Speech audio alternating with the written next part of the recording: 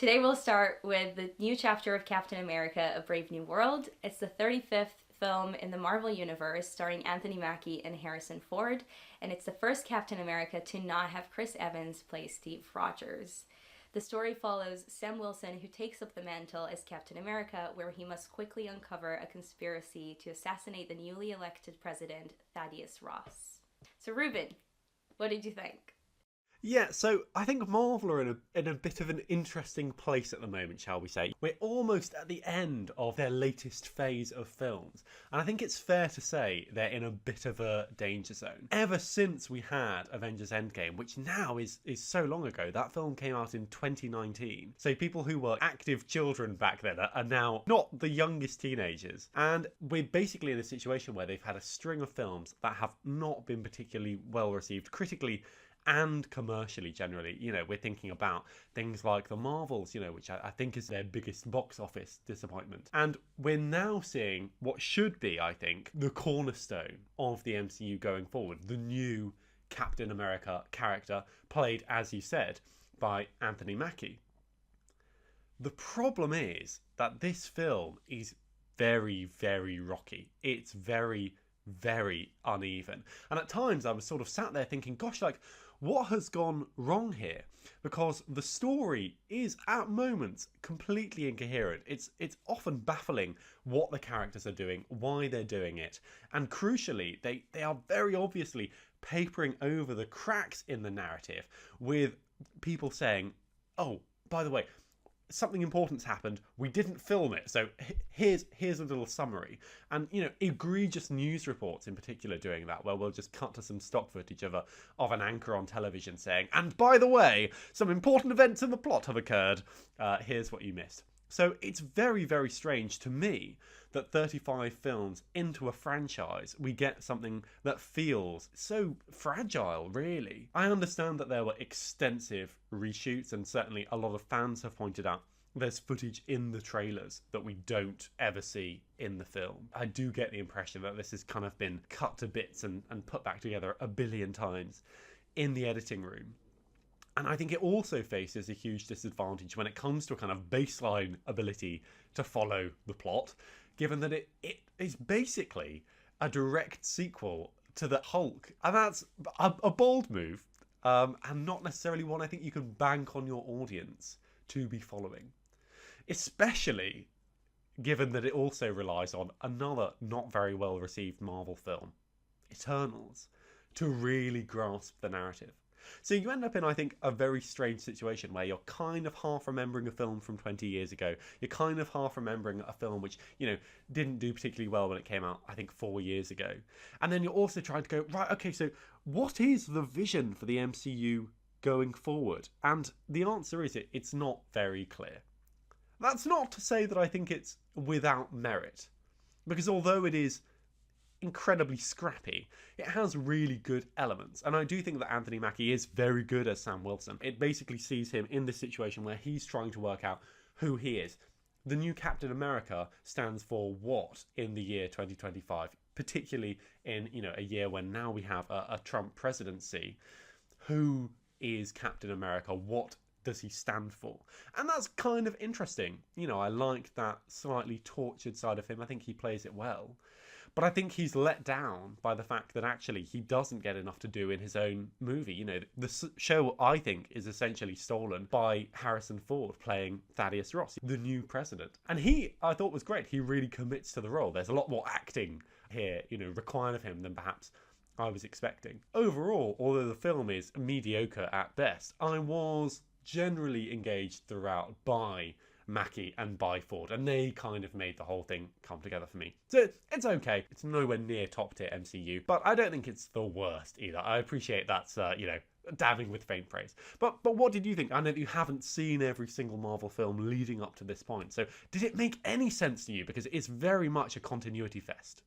So saying that I haven't seen many films from the MCU is like an understatement. I have seen 2 before this. 3 maybe. So I went in pretty blind, and I will say in favor of the film, and it's probably going to be one of the only positive things I say about it, I did manage to get the story quite quickly. I would say probably 10-15 minutes in, I was like, okay, I know what's going on, I'm ready to follow the story now. And I think they did a good job with that. I think maybe it would be harder to see kind of objectively if you have seen the previous films, but for me it did feel like enough of a standalone film as well. However, I agree with what you said that it is a fragile film. I think that's a really good way to put it, and I think it starts with a script. The script is just all over the place. I don't think any character actually goes through an arc. Then kind of on top of that, you also have directing that is quite unremarkable in my opinion, and the technical aspects are not fully finished. And then on top of that, then performances. I agree, Harrison Ford is great in it. What a surprise, honestly. I thought he was gonna be very bored. He commits. It seemed like he just had so much fun. I think he was the best part of it for me. I do disagree, though, about Anthony Mackie. I think he was perfectly fine, but I do think that it was mostly on Harrison Ford's shoulders. I don't know if he has that kind of leading star quality that you need to lead a Marvel film. I think overall, apart from Harrison Ford, there was kind of general lack of charisma. We're also introduced to a new character, Ruth, an ex-Black Widow from Israel, and she's played by Shira Haas, who's a fantastic actor. I've not seen her in anything else, so tell me more. That's the thing. She is a powerhouse. She's incredible. She was in Unorthodox and The Zookeeper's Wife and a lot of like kind of more indie stuff as well, and she's amazing. And I think here it's a bit of a shame because she is miscast for this role, as much as I love her. And then on top of that, bad writing, bad directing, kind of a general lack of charisma from everyone. And I think it's just resulted in not something that's very engaging. Like, it's not a bad film. Maybe for people who are more into the Marvel universe, it might have a bit more merit for them. But to me, it just felt like I've definitely seen worse, but I can't say it's a particularly good film. It's totally watchable, and it's kind of a fun night out with friends. But yeah. Do you know what I thought was really bizarre? And we can talk about it because it's in all of the marketing. There is a reveal at the climax of the film that Harrison's Ford character is secretly a Hulk.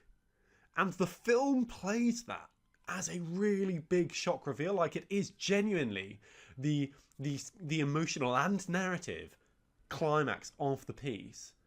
And they give it away in all of the marketing, in all of the trailers. I cannot imagine how impactful that scene would have been if we didn't know what was coming. Because it's actually played really well, I think. He really commits to the transformation. I've seen lots of interviews with Harrison Ford where he's saying, yeah, I did feel pretty silly, but, they paid me lots of money to look pretty silly, which I enjoyed. And, I just thought, gosh, this film has really shot itself in the foot, in my opinion, by having the Red Hulk reveal be so much of the marketing, because I don't think that you need it.